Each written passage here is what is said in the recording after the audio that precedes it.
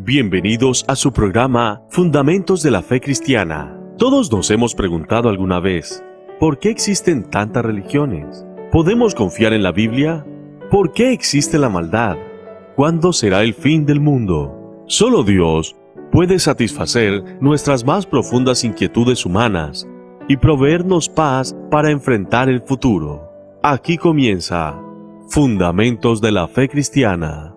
¿Qué tal, amigos? Bienvenidos a un nuevo programa de Fundamentos de la Fe Cristiana. Mi nombre es Emanuel Vallejos y estamos aquí saliendo por radio, también saliendo por nuestras aplicaciones de Anchor y Spotify. Así que si estás escuchando por radio, también podés volver a escuchar estos programas a través de estas aplicaciones, Anchor y Spotify, que son las más populares, también en Google Podcast y en muchos otros. Si nos buscan como Infonom, allí nos van a encontrar. Este es nuestro segundo programa, nuestra segunda entrega, y vamos a hablar en esta oportunidad acerca de Dios, y vamos a hablar acerca de la existencia de Dios. En el programa anterior hablamos acerca de la palabra, es decir, de la Biblia.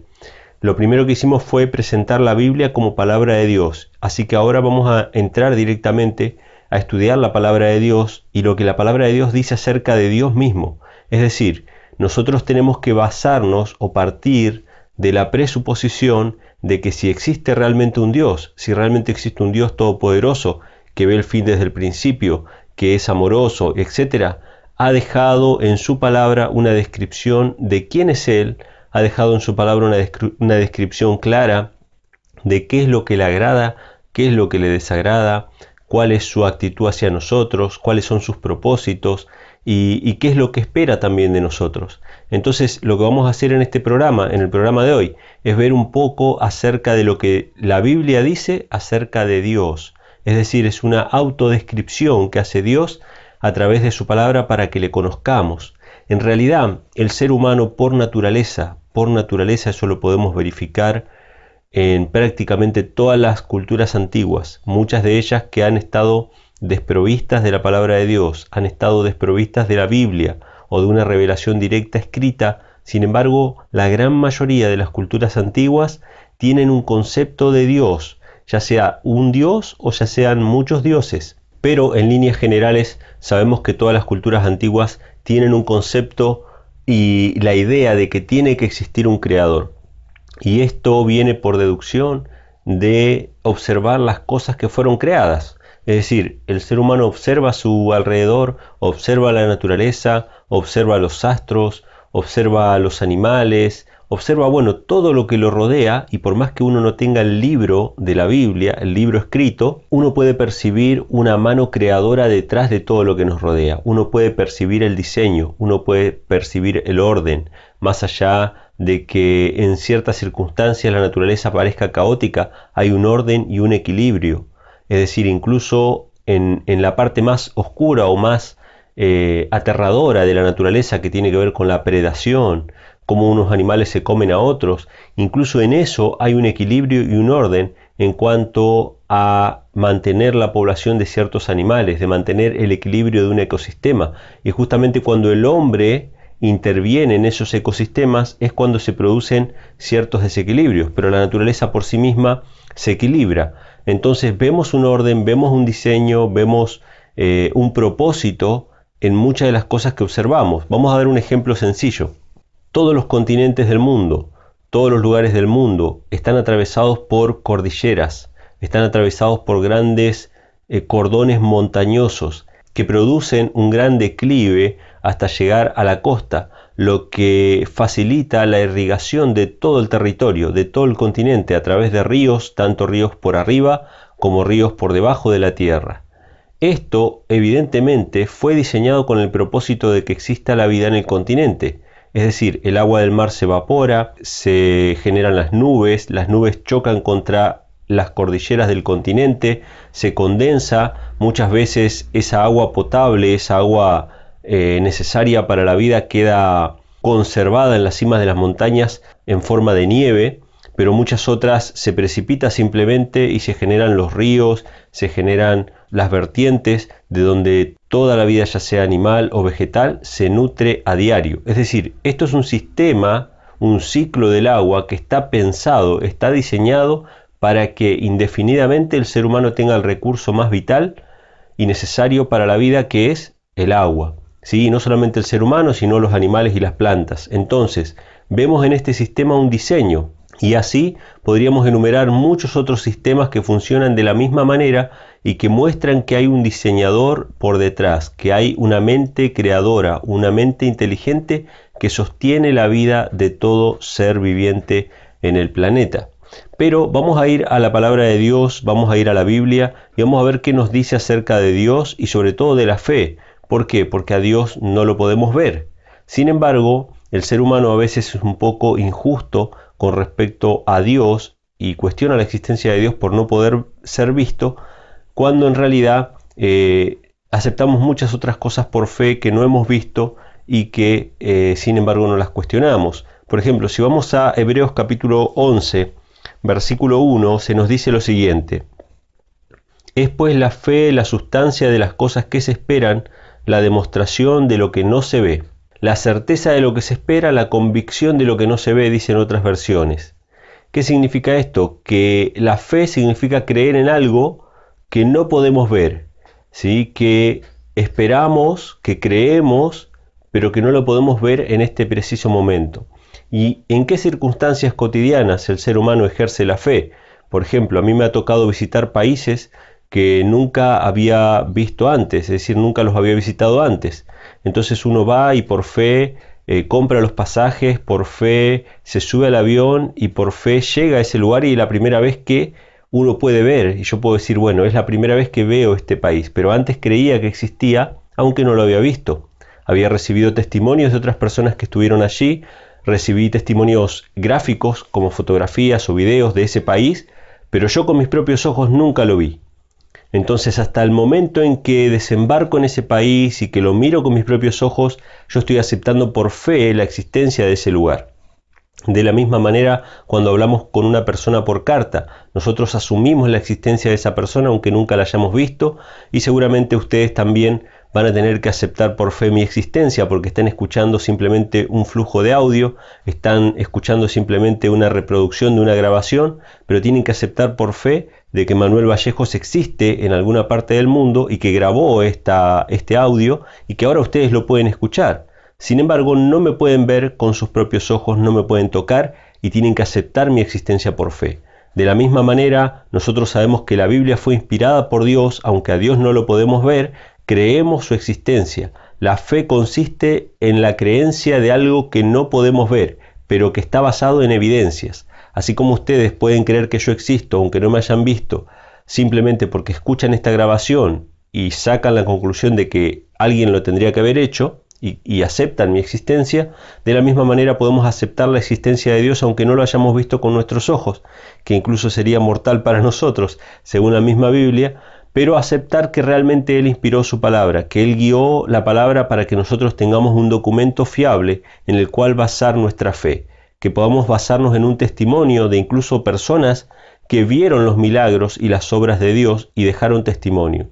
Por ejemplo, la resurrección de Cristo es un hecho histórico que es absolutamente comprobado, es decir, hay testimonios de muchos testigos que dicen haber visto a Cristo crucificado. No solamente sus apóstoles, sino muchos de sus discípulos y muchas personas de diferentes clases sociales vieron a Cristo crucificado y dieron testimonio. Incluso hubo un gran perseguidor de la iglesia cristiana primitiva a quien se le apareció Cristo, se le apareció en una gloria, y este hombre se convirtió luego en un gran predicador de la justicia, en un gran predicador de Cristo, fue el apóstol Pablo. Es decir, personas de toda clase social y de toda ideología reconocen haber visto al Cristo resucitado. Entonces, el hecho de que nosotros no lo hayamos visto no significa que no podamos tener fe en la resurrección de Cristo y por lo tanto poder aceptar ese evento como un hecho histórico fiable, un hecho histórico comprobable. Así que en esta primera etapa lo que quiero plantear es esa necesidad que tiene el ser humano de poder aceptar por fe algo que no pueda ver y aceptar las evidencias que ese Dios ha dejado en su palabra. Por ejemplo, si vamos al versículo 6 de Hebreos 11, dice así: pero sin fe es imposible agradar a Dios, porque es necesario que el que a Dios se acerca crea que le hay y que es galardonador de los que le buscan. Este versículo, solamente esta frase, tiene mucha luz, tiene mucho mensaje acerca de Dios. Por ejemplo, lo primero que dice es que el que se acerca a Dios es necesario que crea que le hay. Es decir, Dios está apelando al conocimiento intrínseco que tiene cada ser humano en su corazón, en su propia esencia, tiene la necesidad de un Dios. Puede que lo reconozca o no. El ser humano puede reconocer o no esa necesidad. Puede querer tapar esa necesidad con cualquier otra cosa. Con el dinero, con los placeres, con falsas esperanzas en otras creencias. Sin embargo, el ser humano necesita saber que hay un Dios que lo ama, que hay un Dios que lo creó, que hay un ser superior para el cual su vida tiene una importancia y un valor por sí mismo. El ser humano necesita sentirse amado por Dios. El ser humano necesita tener un Dios que lo ame. Esa es la necesidad natural. Entonces, cuando nos acercamos a Dios, tenemos que creer que hay un Dios y que es galardonador, dice, de los que le buscan. ¿Y qué significa galardonador? Dice que es premiador de los que le buscan. Nos da un premio, nos da un regalo. ¿Cuál es ese premio? ¿Cuál es el regalo? En realidad no es algo que hayamos ganado, como si fuera una recompensa, ¿sí? Que trabajamos para hacerlo. Simplemente es un regalo, un galardón, pero que es gratuito, que es la salvación. Dios nos dice, te acepto, yo te amo. Y si nosotros buscamos a Dios, Él no se tarda en darnos ese galardón, de decirnos, eres salvo, no tienes más nada de qué temer, no tienes más nada por qué preocuparte. Y otra cosa que se desprende de esta declaración es que dice que es galardonador, o sea que Él tiene un concepto, tiene un parámetro moral que nos indica lo que es bueno y lo que es malo. Este texto echa por tierra la idea que tienen muchos acerca de un Dios relativo, un Dios que está hecho de acuerdo a nuestros preconceptos, de acuerdo a nuestras ideas preconcebidas de lo que es bueno y lo malo. Una especie de Dios interior que nosotros fabricamos y que nos va guiando sobre lo que tenemos que hacer y lo que tenemos que dejar de hacer basándonos en nuestros sentimientos, en nuestros instintos y a veces incluso en nuestros bajos instintos. Nada más alejado de la realidad. Este pasaje dice que es galardonador de los que le buscan, o sea que tiene un concepto moral que es concreto y que no es relativo. Lo vimos la semana pasada en el programa acerca de la Biblia, de que la Biblia era para corregir y para redarguir. Eso significaba que en realidad no existía un relativismo moral. De la misma manera, si existe un Dios que es justo, que es bondadoso, que es misericordioso, tenemos que entender de que no existe un relativismo moral para ese Dios, que ese Dios es galardonador porque Él conoce lo que es bueno y lo que es malo. De hecho, si vamos a la carta a los Romanos, el apóstol Pablo habla acerca de aquellas personas que nunca han escuchado acerca de Dios, nunca han leído la Biblia probablemente, y sin embargo, Dios les hace saber qué es la verdad y qué es el error. Fíjense Romanos capítulo 1, versículo 18 en adelante, dice, porque la ira de Dios se revela desde el cielo contra toda impiedad e injusticia de los hombres, que con injusticia detienen la verdad. Porque lo que de Dios se conoce les es manifiesto, porque Dios se lo manifestó, porque las cosas invisibles de Él, su eterno poder y divinidad, son claramente visibles desde la creación del mundo, siendo entendidas por las cosas que son hechas, así que no tienen excusa. Fíjense que este pasaje nos dice que la ira de Dios se revela contra toda impiedad y contra toda injusticia de los hombres. O sea, a Dios la impiedad y la injusticia le causa ira. No podría ser de otra manera, porque la injusticia y la impiedad no pueden ser toleradas por un Dios bueno. Un Dios bueno no puede permitir que haya injusticia e impiedad.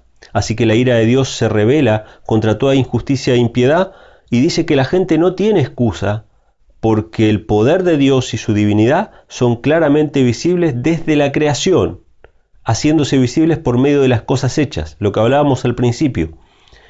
Todas las culturas de la antigüedad han visto en la creación de que tiene que existir un Dios y todas tuvieron una conciencia de que existía un Dios y que ese Dios tenía una ley moral que decía lo que era bueno y lo que era malo.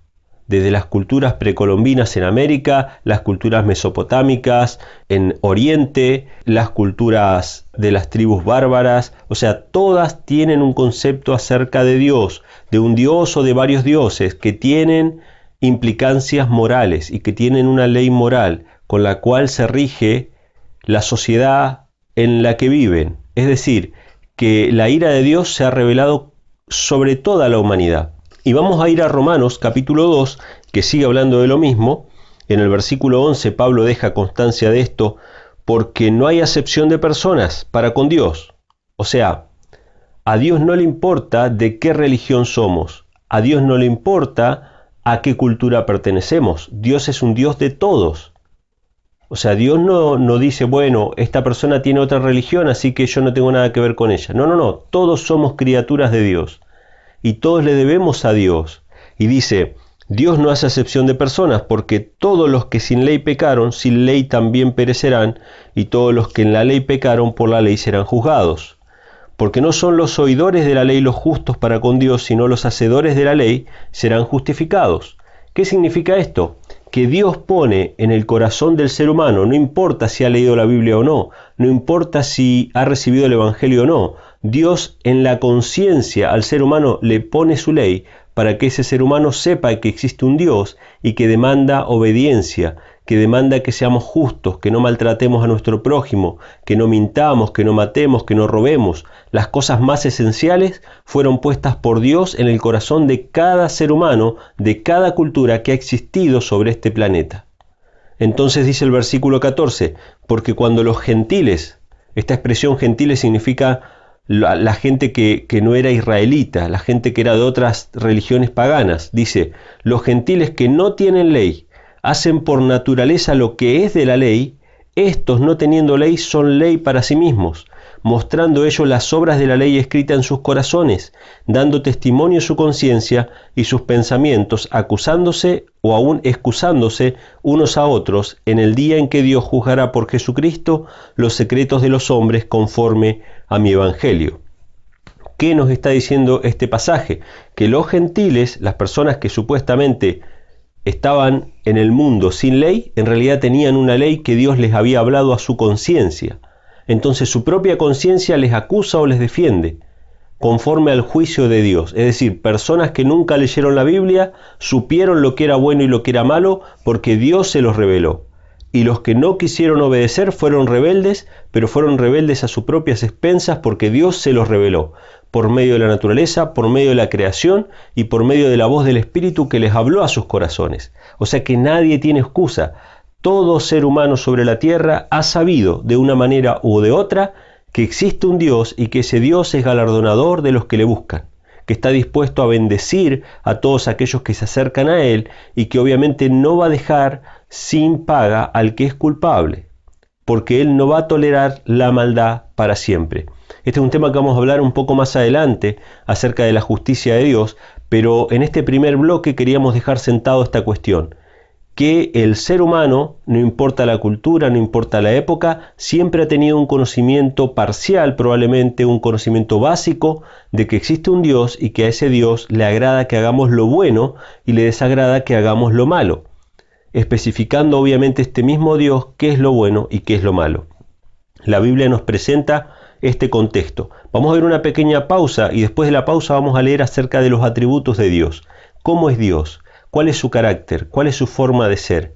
¿Qué es lo que ha sido revelado en las Sagradas Escrituras? Estás escuchando Fundamentos de la Fe Cristiana. Si el tema de hoy es de tu interés, puedes volver a escucharlo en YouTube, Anchor o Spotify. Búscanos como Infonom en las redes sociales. También puedes bajar los archivos en MP3 de nuestro sitio web infonom.com.ar. Y si quieres recibir el apunte escrito de este programa en tu WhatsApp, escríbenos al +54 9343 509 0543. Muy bien, estuvimos viendo en el bloque anterior acerca de este conocimiento, pareciera implícito, este conocimiento natural que hay en cada ser humano de que existe un Dios y de que este Dios tiene una ley moral, o sea, tiene una ley de comportamiento que le exige a sus criaturas. Sin embargo, ahora lo que vamos a ver es cuál es el carácter de ese Dios. Y ese carácter tiene que estar revelado claramente en su palabra. Vamos a ver algunos pasajes bíblicos que nos van a dar una pauta, una pista acerca del carácter de Dios. Vamos a leer Salmos capítulo 34, versículo 8. Dice así: Gustad y ved, que bueno es el Señor, dichoso el hombre que confía en Él. Acá tenemos una descripción bastante clara, bastante concreta. ¿Cómo es Dios? La Biblia lo define como un Dios que es bueno, que es bondadoso, que es benigno. Y dice, dichoso el hombre que confía en Él. Incluso nos habla acerca de una relación que el ser humano puede tener con ese Dios, que se puede acercar con confianza a ese Dios. Tenemos otro pasaje en Jeremías 31:3, donde Dios le habla al ser humano, nos habla a cada uno de nosotros, diciéndonos lo siguiente: con amor eterno te he amado, por eso te atraje con bondad. ¿Cómo apela Dios al ser humano? Dios es un Dios amoroso, Dios es un Dios bondadoso. Por lo tanto, Él no puede exigir al ser humano que el ser humano se acerque. Tiene que atraerlo con bondad, tiene que conquistarlo, tiene que apelar a su corazón, tiene que apelar a su razonamiento también, a su ser. Pero Dios no puede forzar al ser humano a que el ser humano se acerque, así que lo tiene que atraer con bondad. ¿Y de qué manera fue la manifestación más grande del amor de Dios? Fue directamente cuando Dios tuvo que entregar a su propio Hijo para pagar la deuda del pecado del ser humano. Este es un tema que vamos a ir estudiando más adelante en los próximos programas, pero es necesario mencionarlo ahora. El ser humano pecó, se alejó de Dios, todos hemos pecado, todos hemos transgredido la ley de Dios, y ahora ese Dios nos llama diciendo, mire, ustedes han pecado, ustedes han transgredido la ley, han ido contrario a mi voluntad. Sin embargo, yo ahora estoy dispuesto a perdonarlos. ¿Cómo voy a perdonarlos? Bueno, mi propio Hijo va a pagar la deuda de vuestro pecado. Mi propio Hijo va a pagar las consecuencias de la transgresión de ustedes. Y hay un texto que es el texto más conocido de la Biblia, que es Juan 3:16, que dice lo siguiente: de tal manera amó Dios al mundo, que dio a su Hijo unigénito, para que todo aquel que en Él cree no se pierda, mas tenga vida eterna. Es decir, que este Dios bueno, este Dios que es justo, que tiene una ley moral, una ley que hemos transgredido todos los seres humanos, ahora está dispuesto a reconciliarse con el hombre, y Dios mismo toma la iniciativa. No espera simplemente que el hombre lo busque, sino que el mismo Dios sale a buscar al hombre, pero con amor, con respeto, no forzando la voluntad humana, le ofrece una redención. Y esa redención es por medio de su Hijo. ¿Cómo podemos ver también el carácter de Dios? Lo podemos ver incluso en la vida de Cristo. Si vamos a Juan capítulo 1 versículo 18 nos dice lo siguiente: a Dios nunca nadie le vio jamás, el unigénito Hijo de Dios que está en el seno del Padre, Él le ha dado a conocer. ¿Qué significan estas palabras? Significan que a Dios no lo hemos visto, a Dios nadie lo ha contemplado y ha vivido, por supuesto, ¿no? Porque la gloria de Dios es como un fuego consumidor para el ser humano pecador.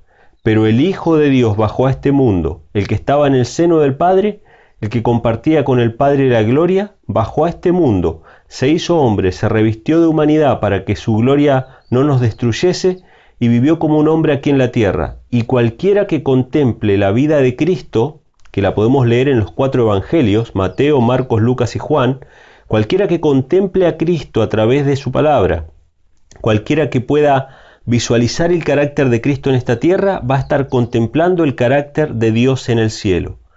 De la misma manera que es Cristo, asimismo es Dios. Por eso es que Cristo dice, el que me vio a mí, vio al Padre, porque el carácter del Padre se reflejó en la vida del Hijo de Dios. Así que ese carácter de Dios que había sido desfigurado por los hombres, había sido tergiversado por los hombres, ahora se nos hace claramente visible a través del Hijo de Dios. Ya sabemos por la Escritura de que Dios es bueno, pero si queremos ver a Dios cómo obra, cómo se compadece del ser humano, cómo atiende las necesidades del ser humano y cómo sirve a la humanidad, podemos verlo a través de la vida de Cristo. La vida de Cristo es la manifestación más clara y más contundente del carácter de Dios, que es su propio Padre. Así que lo que podemos ver hasta ahora es que el carácter de Dios es amor, y la relación que quiere obtener por medio de Cristo con nosotros es una relación de amor. Por ejemplo, si vamos a Deuteronomio capítulo 6, versículo 5, se nos habla acerca del primer y más grande mandamiento de Dios. Amarás al Señor tu Dios con todo tu corazón, con toda tu alma y con todas tus fuerzas. ¿Qué significa esta palabra? Significa que la relación que Dios quiere tener con nosotros es de amor. Es decir, Él nos ama, Él ya nos ama, está demostrado en la muerte de su Hijo, en que Él envió a su Hijo a morir por nosotros. Eso ya no se discute. Que Dios nos ama es una verdad absoluta. Sin embargo, lo que Él quiere es que nosotros lleguemos a amarle. ¿Y cómo llegaremos a amarle? Contemplando el amor que Él nos tuvo. El amor engendra amor. Él no quiere que tengamos una relación con Él de miedo, de pavor, de terror, hacia un Dios airado, hacia un Dios vengador. No, Él quiere que nosotros lo aprendamos a ver como un Padre amante, que no deja de ser el gran legislador del universo, no deja de ser el gran creador de todos los mundos, no deja de ser imponente y majestuoso, y debemos acercarnos a Él con respeto, por ser el creador, pero no por eso Él quiere dejar de ser nuestro Padre amoroso, ese Padre que espera que el Hijo pródigo vuelva, que cada día sale a mirar a ver si su Hijo vuelve. Él quiere ser eso con nosotros. Si vamos a Deuteronomio capítulo 30, versículos 16 y 20, nos dice así: te mando que ames al Eterno tu Dios, que andes en sus caminos y guardes sus mandamientos. Ama al Eterno tu Dios, atiende su voz, únete a Él, porque Él es tu vida y la prolongación de tus días. Entonces vemos que según las Escrituras, la relación que Dios quiere tener con el ser humano es una relación de amor. Dios ha demostrado su amor al entregar a su Hijo, y nosotros lo que podemos hacer es aceptar ese regalo y comenzar una relación en la que aprendemos a amar a Dios. Y en ese aprender a amar a Dios, aprendemos a andar en sus caminos.